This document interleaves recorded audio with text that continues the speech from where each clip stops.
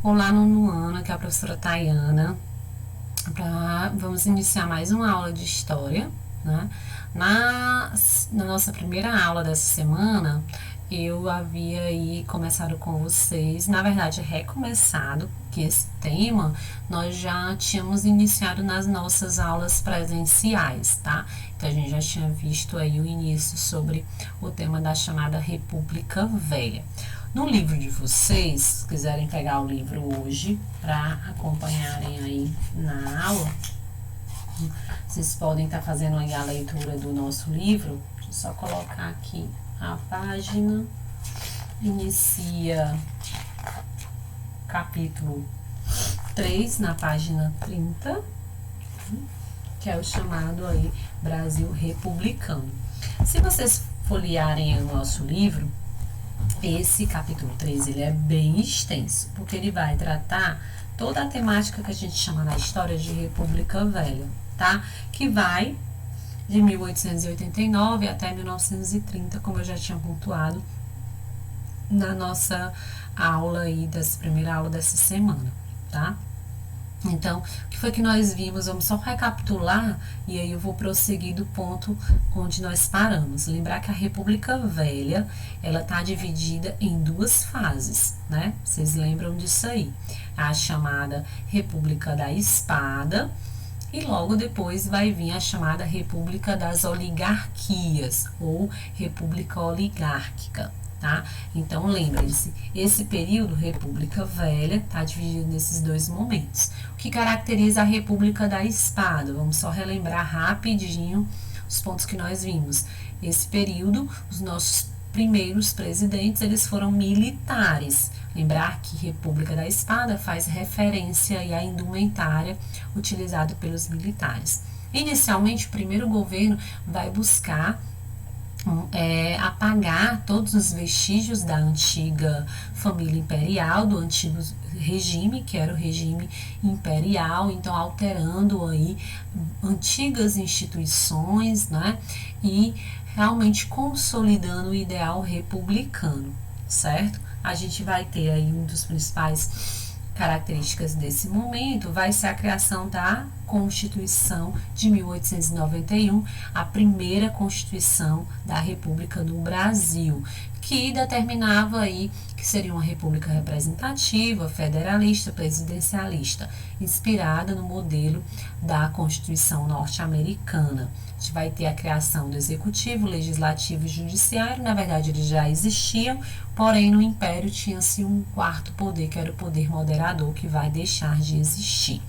E com relação ao voto, como eu pontuei na aula passada, o direito a votar era algo muito restrito na República Velha.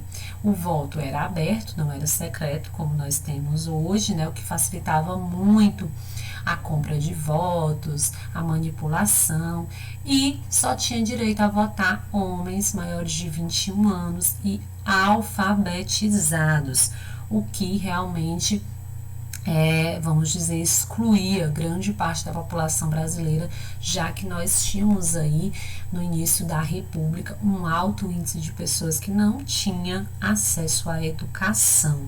Então, era um número muito pequeno, era uma porcentagem, um percentual muito pequeno de cidadãos, né, que realmente participavam ativamente da escolha das decisões políticas, certo? Nós temos aí dois governos desse período, Deodoro da Fonseca, seu governo é marcado aí pela famosa crise do encilhamento, que eu expliquei na aula passada, e nós temos também Floriano Peixoto, seu governo vai ser marcado aí por dois eventos, né, a revolta da Armada e a revolta federalista, tá? Logo depois, nós vamos ter aí eleições e pela primeira vez o Brasil vai ser governado na República por um presidente civil, não mais militar. É aí que inicia o chamada República das Oligarquias. Vamos entender esse nome, né? Oligarquia. Oligarquia significa o poder nas mãos de uma minoria, de um pequeno grupo. Quando um pequeno grupo, uma minoria, governa, detém o poder. Tá? Então é isso que vai caracterizar esse momento. Geralmente essas oligarquias eram famílias tradicionais Grande parte dessas famílias tradicionais era assim ligada à terra, eram grandes fazendeiros, grandes latifundiários, né? Essas famílias, elas construíram uma vida de riqueza, de poder, de privilégios que foi passando aí de geração em geração. E esse poder econômico se misturava também com o poder político. Então, além de ter um domínio econômico das regiões, né, eles também vão ter aí um grande domínio, uma grande influência política. Então, no Brasil, período republicano, onde o poder estava concentrado nas mãos dos latifundiários, principalmente os cafeicultores de São Paulo e Minas Gerais. O poder quase ilimitado para se manter no poder, o governo não se interessava na política pública. Então, era uma questão muito de interesses pessoais. Opa, deixa eu voltar aqui que eu pulei muito. Então, era uma política que era marcada por trocas de favores, por alianças, tanto em âmbito municipal como em âmbito estadual e federal, tá? E um elemento muito importante nessa política serão os coronéis. Quem eram os coronéis? Eram homens ligados ao exército? Não. Os coronéis, esse título de coronel, foi dado a esses grandes latifundiários ainda no período ali do Império, precisamente no período da regência. Então, como não se tinha um exército nacional, né, uma guarda nacional que cuidasse então da defesa nacional, esses coronéis, esses grandes latifundiários, receberam do governo imperial essa patente de coronel. E com a patente, é claro, que eles recebiam aí um poder militar e podiam usar, né, os seus jagunços, os seus trabalhadores aí para resolver, controlar conflitos locais que existiam aí nas suas regiões. Então, quem eram esses coronéis? Pessoas com grande influência e dinheiro nas cidades, não necessariamente do exército, como eu já tinha pontuado, que garantiam um curral eleitoral, ou seja, pessoas que iam votar no candidato que o coronel escolheu. Então, esse curral eleitoral era um conjunto de pessoas daquela região que realmente eram manipuladas por esse coronel. Geralmente essas pessoas elas sofriam ameaças, né? Elas trocavam o seu voto por pequenos objetos, desde um animal, uma receita, um mantimento, enfim. Então era uma troca mesmo aí de favores e muitas vezes, né, recebiam fortes ameaças desses coronéis, tá?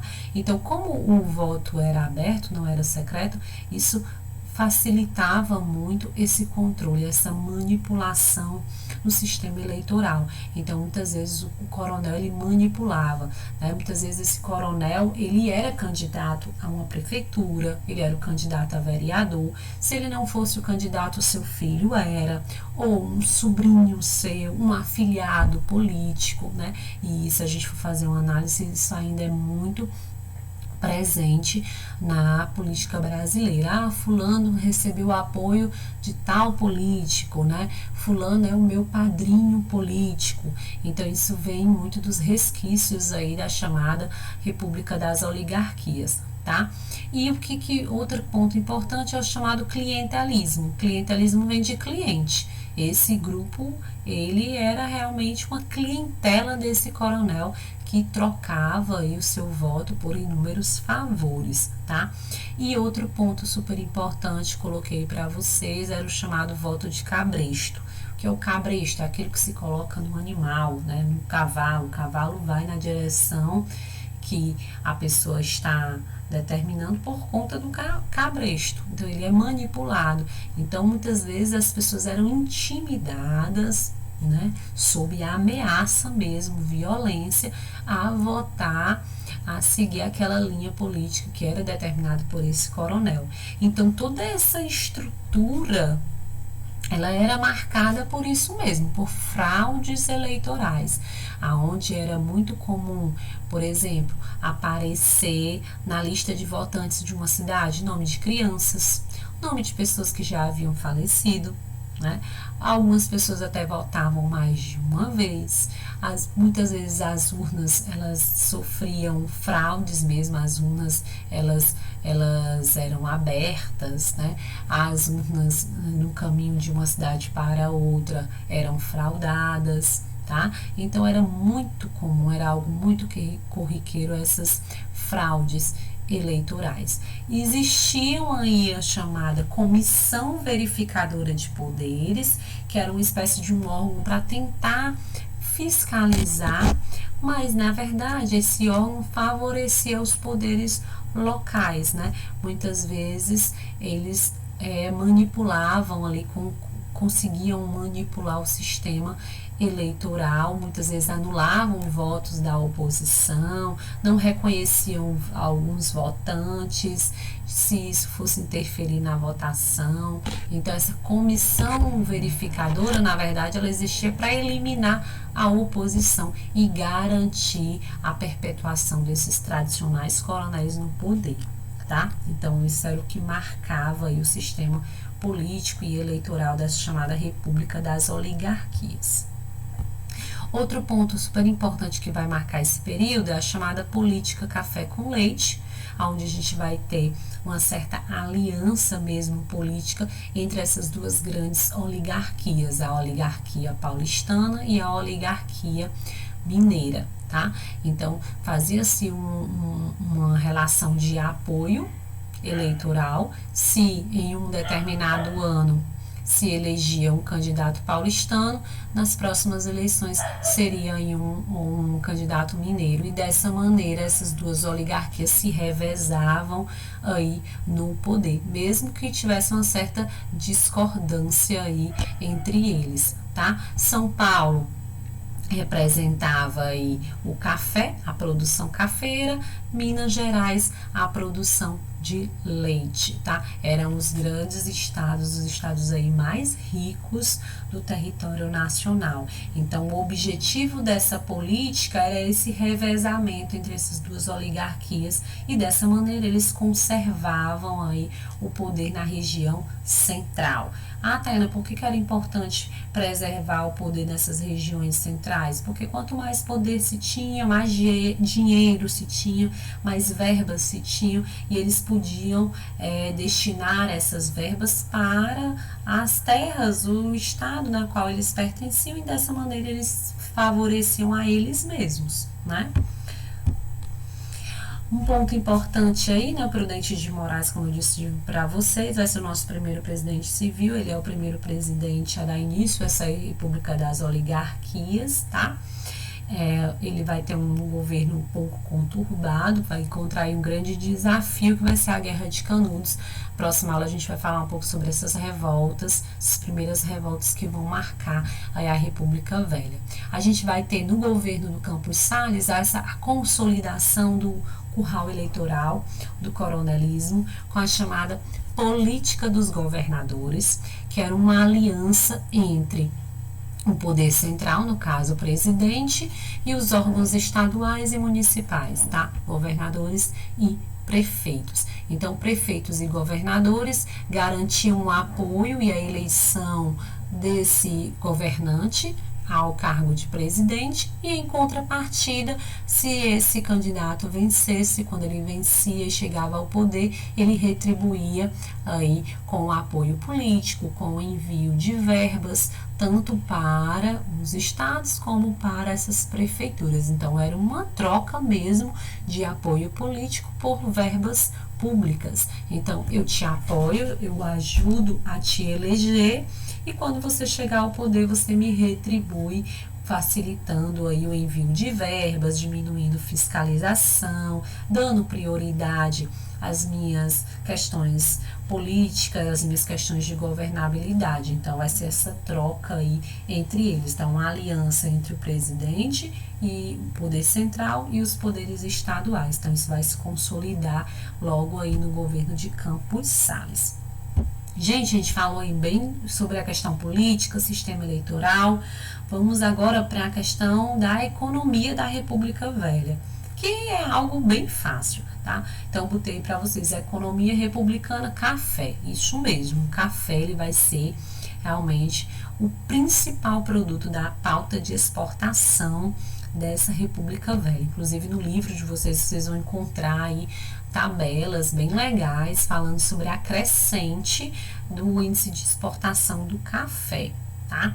Então, logo aí no início, o Prudente de Moraes, né, o nosso primeiro presidente civil, ele vai lançar alguns planos econômicos numa tentativa, não só ele, né, todos os outros aí, de realmente alavancar a economia brasileira. Então, algumas medidas vão ser bem polêmicas aí no plano exterior, né, mercado exterior, a suspensão, por exemplo, de pagamentos da dívida externa, em troca vai se colocar como garantia os rendimentos da alfândega do Rio de Janeiro, aumento de impostos e por aí vai, tá?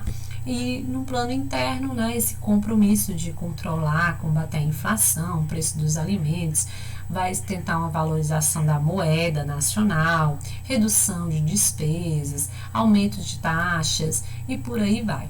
E é nesse cenário que o café vai se consolidar como realmente o principal produto de exportação da economia brasileira, tá? O café vai se dar muito bem no Brasil por conta do nosso clima, do solo, principalmente na região sul e sudeste, tá? Então vai encontrar aí condições bem favoráveis para o seu desenvolvimento.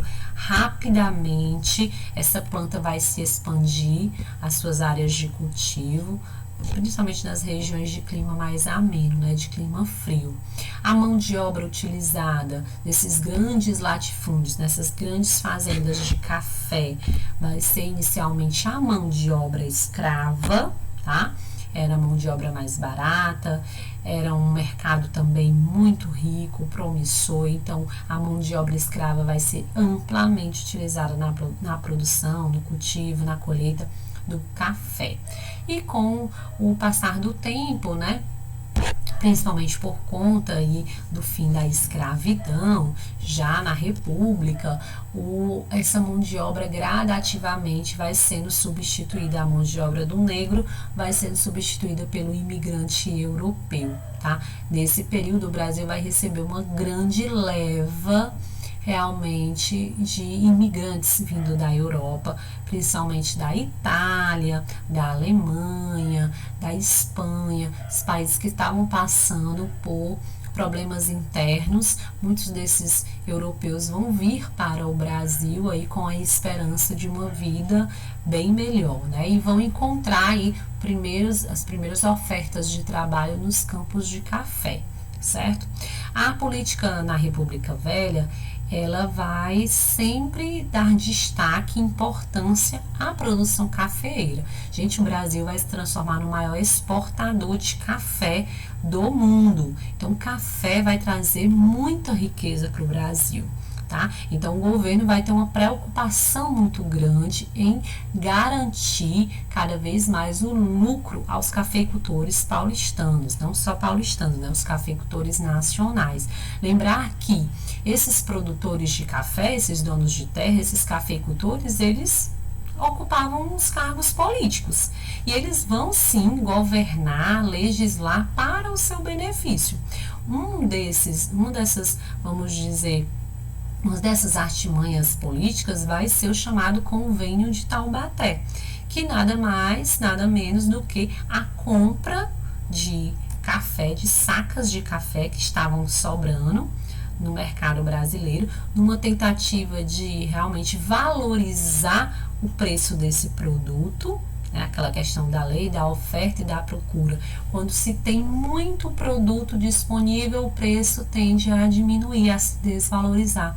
Então, era usado verbas públicas, era usado dinheiro público para comprar esses sacos de café dos cafeicultores, uma tentativa de realmente segurar o preço, o lucro, né, desse produto.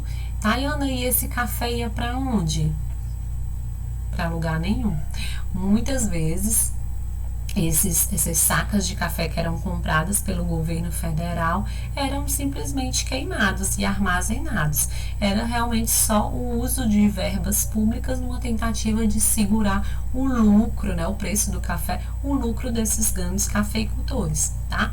Vamos viver só de exportação de café? Não. Outros produtos também vão estar aí como destaque na nossa pauta de exportação. O açúcar, a gente vai ter o boom da borracha, principalmente na região norte, por conta aí da produção de automóveis nos Estados Unidos. Então a busca, a procura por borracha vai ser muito grande aí durante a chamada República Velha. O cacau na região do Recôncavo Baiano e entre aí outros produtos que vão ganhar destaque na nossa economia durante o período republicano, tá? Tayane, a gente vai viver só de agroexportação de produtos agrícolas? Não. Durante a República, a gente tem o início aí da nossa industrialização. Na verdade, a industrialização brasileira, ela já vai ser estimulada durante o Império, o Segundo Reinado, tá? Mas ela vai se consolidar aí durante a República. Primeiro, o dinheiro que vai ser utilizado para gerar essas primeiras indústrias no Brasil. Gente, indústria no Brasil vai estar muito ligado ao café.